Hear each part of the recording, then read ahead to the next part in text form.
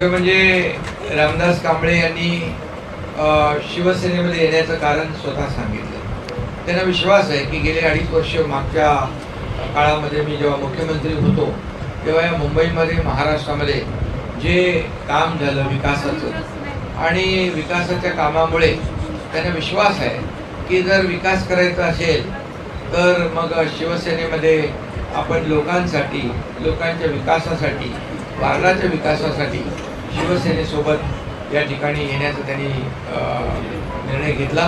मी त्यांचं पुन्हा एकदा मनापासून स्वागत करतो, मनापासून त्यांचं अभिनंदन करतो।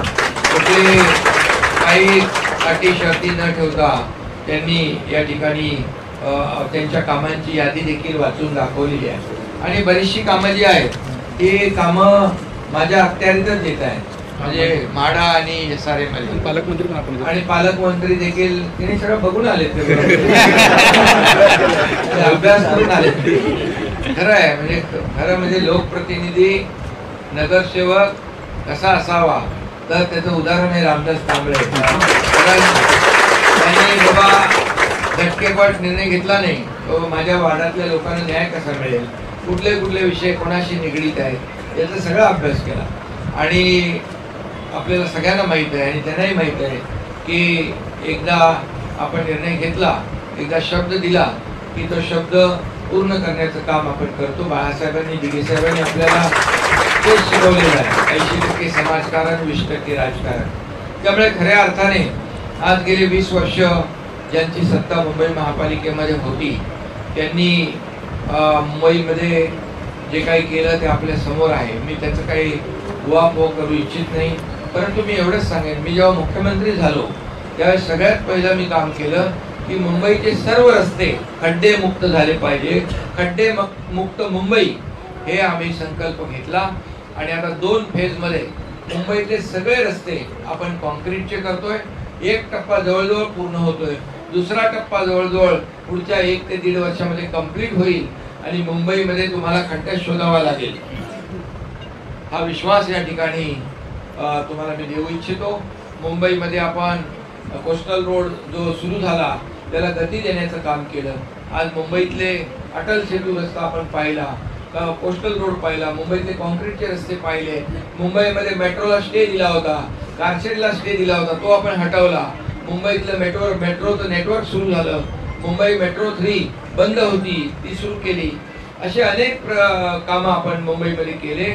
त्याचबरोबर मुंबईचं सुशोभीकरण करण्याचा निर्णय आपण घेतला आणि जिकडे अगदी अडगळ होती तिथे डेब्रिज टाकत होते तिथे पण आपण बघा की तिथे मुंबई, तिथे ब्युटिफिकेशनचं काम झालं, तिथं लँडस्केपिंग होत आहे, तिथं झाडं चांगली लावली जात आहेत। आणि त्याचबरोबर हिंदू हृदय सम्राट बाळासाहेब ठाकरे आपला दवाखाना आपण सुरू केला।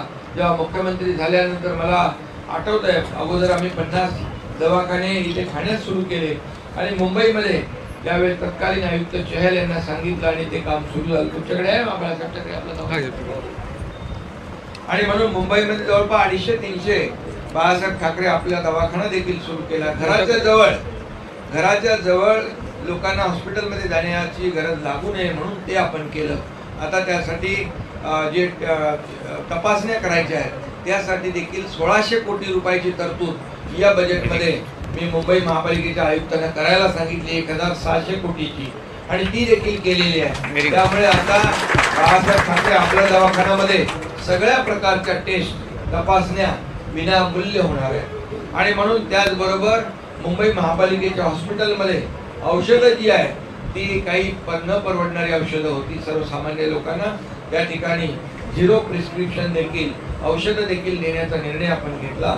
आणि मग असे अनेक निर्णय आपण, स्वच्छ मुंबई, सुंदर मुंबई करतात जे आपले सफाई कर्मचारी, त्यांची अवस्था वाईट होती, या सफाई कर्मचाऱ्यांच्या वसाहती देखील आपण चांगल्या झाल्या पाहिजे यासाठी देखील निर्णय घेतला आणि त्याचं कामही सुरू झालं। त्यामुळे असे निर्णय घेतल्यामुळेच या ठिकाणी काही लोकांची दुकानं बंद झाली, कारण आता रिपेअरिंग होणार नाही, तुमचं नाही, काही लोक दरवर्षी ते पावसाळ्यामध्ये दुरुस्ती करत होते डांबराची। आता कॉन्क्रीटचे रस्ते झाल्यामुळे 20-25-30 वर्ष काही होणार नाही। त्यामुळे काही लोक जे काही ज्यांनी मुंबई महापालिकेच्या गेल्या अनेक वर्षामध्ये जे काही काम केलं ते आपण सगळं पाहतोय. STP देखील साधी झाली नाही. मी मुख्यमंत्री झाल्यानंतर STPचा निर्णय घेतला आणि 7 STPचं काम सुरू आहे. आज समुद्रामध्ये सोडलं जाणारं पाणी पूर्ण प्रदूषित आहे, काळझार आहे. आता हे STP झाल्यानंतर पुढच्या 2 वर्षामध्ये समुद्रात सोडलेलं पाणी एकदम शुद्ध आपलं ट्रीटमेंट केलेलं पाणी जाणार. त्यामुळे पर्यावरणाला पूरक असं काम आपण त्या ठिकाणी करतो. असे अनेक निर्णय आपण महालक्ष्मी रेस्कोरची जागा घेतली, ज्या एक मोठं अगदी वर्ल्ड क्लास सेंट्रल पार्क तिथं करतोय. 120 आणि हे कोस्टलचा परिसर असं एकूण 300 एकराचं मोठं उद्यान या ठिकाणी मुंबईमध्ये आपण बनवतोय. म्हणून या असे जे काही सर्वसामान्य लोकांसाठी, मुंबईकरांसाठी फक्त निवडणुका आल्या की मुंबईकरांची आठवण आम्ही करत नाही. कायमस्वरूपी मुंबईकरांची आठवण झाली पाहिजे. मुंबईकरांच्या सुखदुःखामध्ये सहभागी झालं पाहिजे. निवडणुका आता आल्यानंतर मुंबई तोडणार असे आवाई सुरू होईल, पण ते आता तुम्हाला सगळ्यांना अंगवळणी पडली.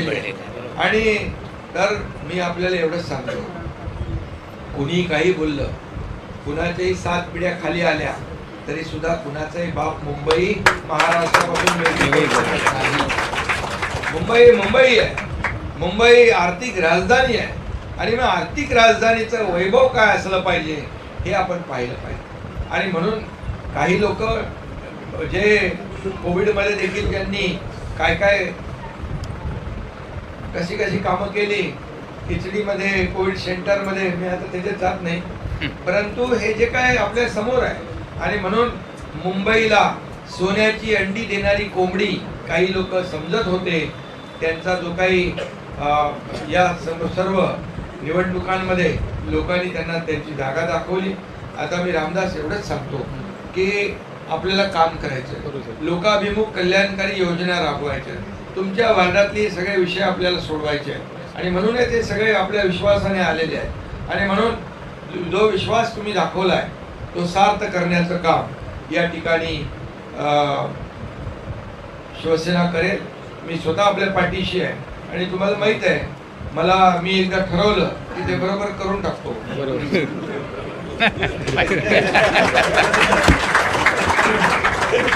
आणि 2-2.5 वर्षापूर्वी आपण पाहिलेलं आहे की या महाराष्ट्राने पाहिलं, देशाने पाहिलं, जगभरातील अनेक देशांनी पाहिलेलं आहे. आणि म्हणून जे आम्ही केलं ते लोकांच्या, जनतेच्या भल्यासाठी केलं. जनतेने ते स्वीकारलं. आणि म्हणूनच काही लोक म्हणत होते तुम्ही हे केलं, ते केलं, दूषणं वेगवेगळी देताही देत आहे, परंतु आम्ही आरोपाला आरोपाने उत्तर देत नाही, कामाला कामातून उत्तर देतो, आरोपाला कामातून उत्तर देतो. आणि म्हणून ज्यांनी आरोप केले त्यांना या महाराष्ट्रातल्या जनतेने जागा दाखवली. आणि पुन्हा एकदा शिवसेनेवर, एकनाथ शिंदेवर विश्वास दाखवून विधानसभेत आम्ही 80 जागा लढलो आणि 60 जागा जिंकलो.